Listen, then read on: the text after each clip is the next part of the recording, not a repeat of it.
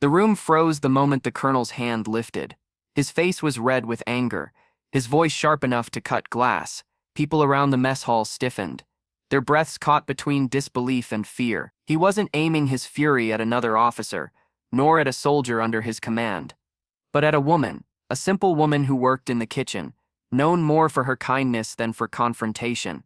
No one expected her to stand against a man whose uniform carried stars. Before I tell you what happened next, tell me in the comments where you're watching from. I love knowing who's listening. Her name was Clara. For years, she had scrubbed floors and carried trays, quietly serving men who rarely even remembered her name. She never asked for recognition. She carried herself humbly, with soft eyes and calloused hands that told the story of endless work. But that day, something inside her shifted. The colonel's shadow loomed over her as he shouted about a spilled cup of coffee. His words dripped with arrogance. Some whispered that he'd hit men before, but never in front of witnesses, and never a woman. Clara's chest tightened. She thought of her late husband, a soldier who had died in silence, never able to stand up to the cruelty of authority. She had promised herself she would never be voiceless again. The air thickened. The colonel's hand cut downward, faster than thought, but Clara's body moved on instinct. In one startling motion, she caught his wrist, twisted sharply, and before the crowd could blink, there was a snap, crisp and final. The colonel staggered back, his face drained of color, his arm bent at an angle that defied nature. The hall fell into stunned silence.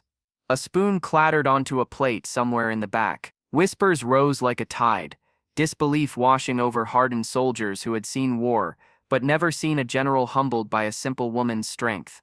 Clara's hands trembled, though her eyes burned steady.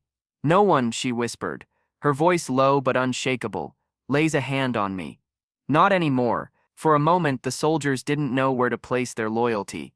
Discipline demanded silence, but humanity demanded acknowledgement. Then, slowly, someone clapped.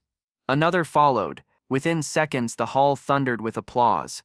Not for violence, but for the courage it took to draw a line that should never have been crossed. The colonel cradled his arm, rage replaced by humiliation. He opened his mouth, but no words came. For the first time in his long career, he was powerless, not because of rank, but because he had underestimated the quiet resilience of the very people who kept his world running.